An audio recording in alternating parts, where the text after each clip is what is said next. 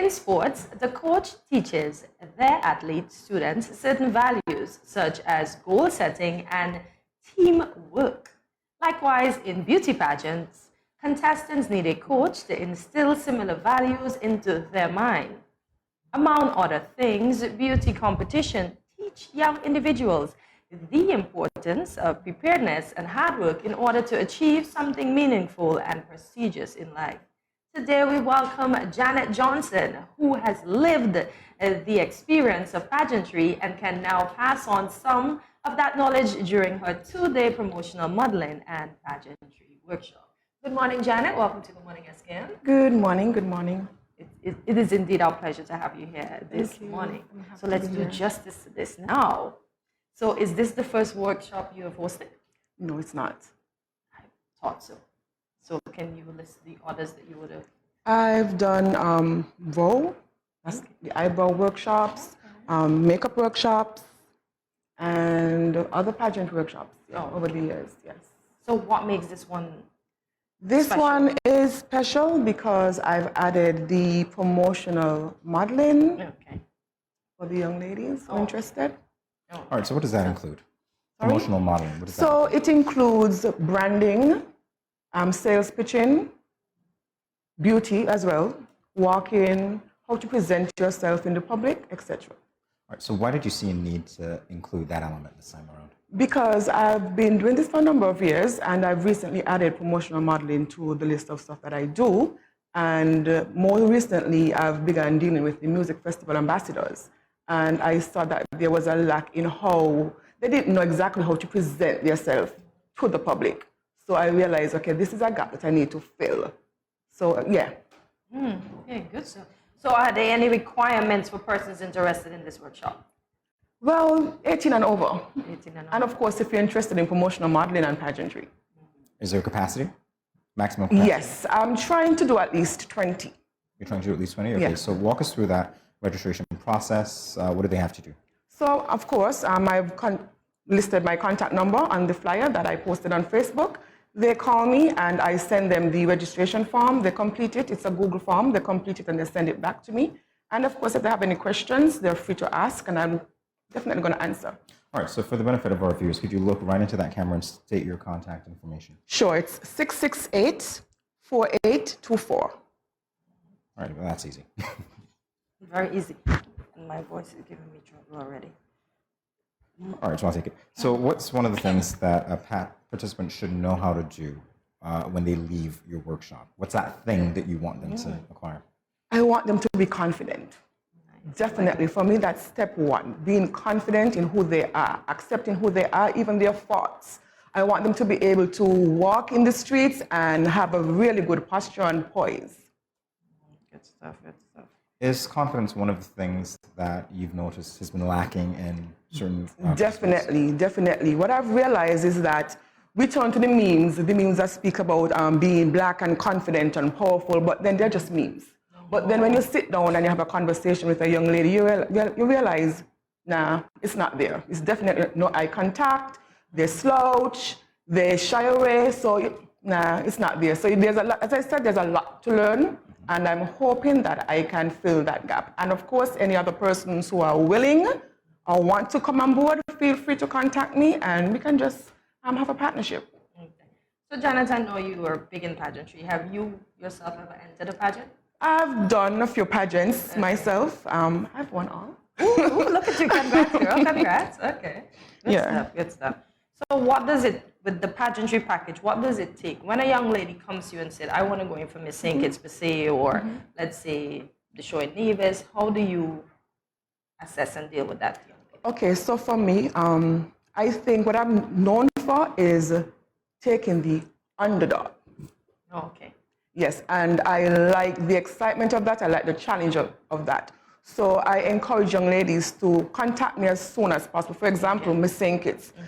I'm not too thrilled in taking somebody from September to enter the pageant in December. Okay. I prefer you contact me even the year before. Nice. Yes, and we can start January, February, and build the things that we need to build to get you there. For me, it's not always about the crown, and that is something that I teach my girls.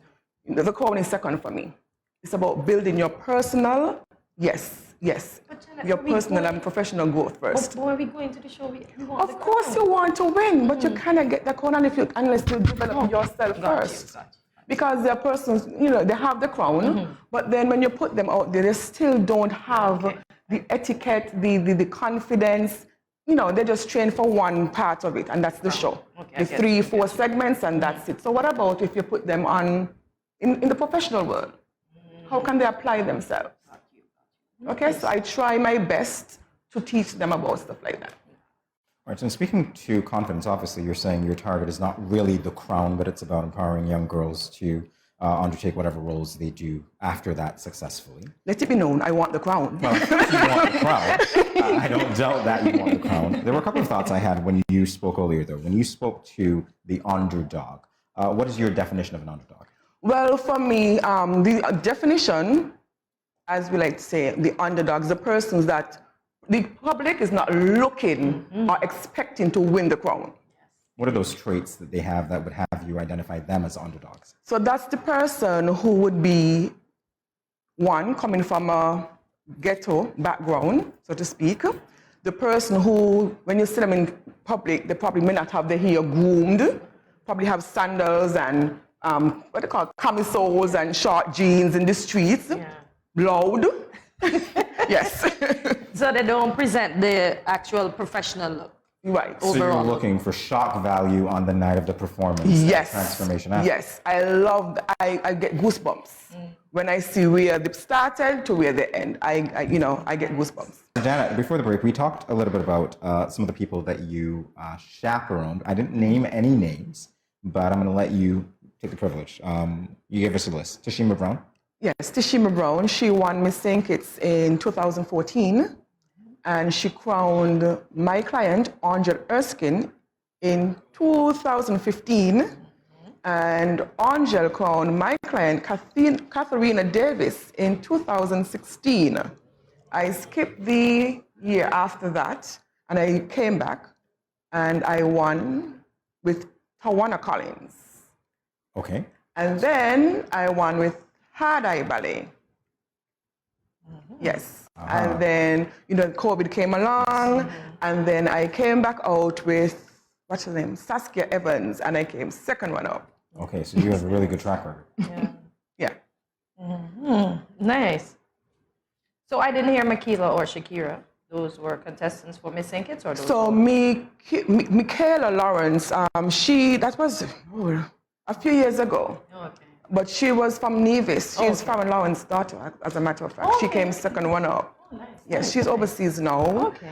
And then there was Rodonna for the swimsuit.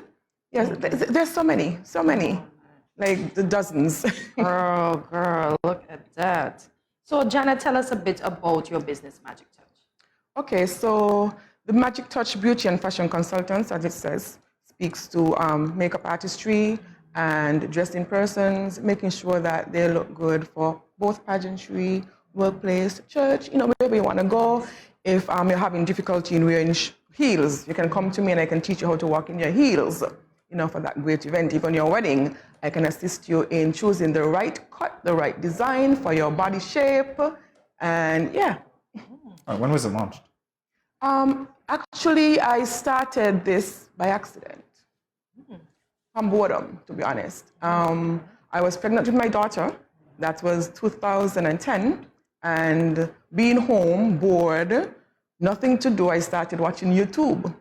And came across the makeup ladies there and was like, wow, I can't do this. I really can't do it. And I don't even know what happened. One of my friends decided, you can do a little makeup. I mean, no. And it just started from there. Tampering on my friend's face and getting it done, and they're liking it, and persons complimenting them, and yeah. Look at you. Thank you. So do you ever feel pressure when you're outside to look the part? No. Okay. No. Okay. I don't ever. As a matter of fact, surprisingly, I seldom wear makeup. Really? Oh, man. So do I. All right. What is your background in pageantry and modeling? Sorry? What is your background in pageantry and modeling? Where did it all My begin? background. So I've got some training from persons I can't remember their names years ago. But what I can say is that for me, it started with Yvette Blanchett. She's the headmistress for the Seventh-day Adventist school. And she doesn't even know that, to be honest. She doesn't even know. But she asked me to do a poem back then when we had Green Valley Festival, that's years ago. And I could remember the line of the poem. And from that moment, I loved stage. I started dancing with Okolo a few years after, and then Lorna Ava Henry, she sealed it for me. She sealed it. Okay. And it's been going from since. You mentioned during the break that you're very shy. I don't believe that. I am. Well, what? And this is what I want to find out. You said you're a shy person. How do you manage to, how can a shy person get these girls to be so confident and most of them take away the crowns? Because when I train them, they're in my space. So I'm comfortable at that time. All right. In terms of the training, what's one of the major challenges that you've had to overcome, not only personally as you grow your business, but also for young girls? What's their major challenge, if you could name one? For me, the major challenge for me is one, the finances, and two, once again, confidence.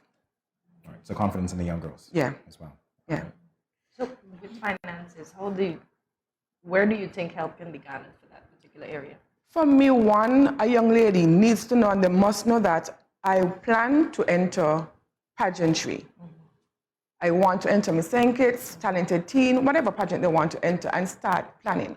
For me, I always tell my young ladies, do not let anyone force you into going in for Miss Kids or any pageant, as a matter of fact. It has to be your decision, and plan accordingly. When I sit down with them for the first time, I let them know, well, let me tell you this. If you don't have at least such and such amount of funds on your bank book to invest in yourself, it doesn't make any sense. But I thought the money came from sponsorship. Yes, it does, but it's never enough. It's never enough.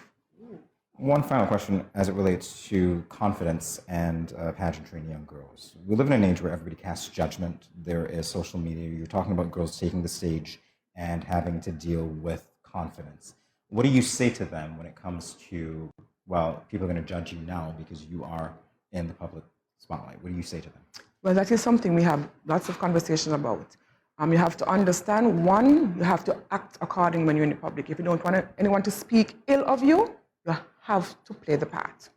So definitely, if you're going to be on the streets being loud and boisterous and disrespecting others and yourself, what do you expect to happen? So you have to start now. And of course, we're going to make our mistakes. We are definitely going to make our mistakes. But we have to know how to build and grow and improve on them. And that's what I'm here for. I'm here to encourage, to hone in on everything that's possible for these young ladies. So in 10 years, where do you see Magic Touch and your business in general? For me, I want to add different services. Definitely. I do not intend to stay one place. I want to, as I go, I do a lot of reading. I'm interested in doing short courses to improve and build on my portfolio.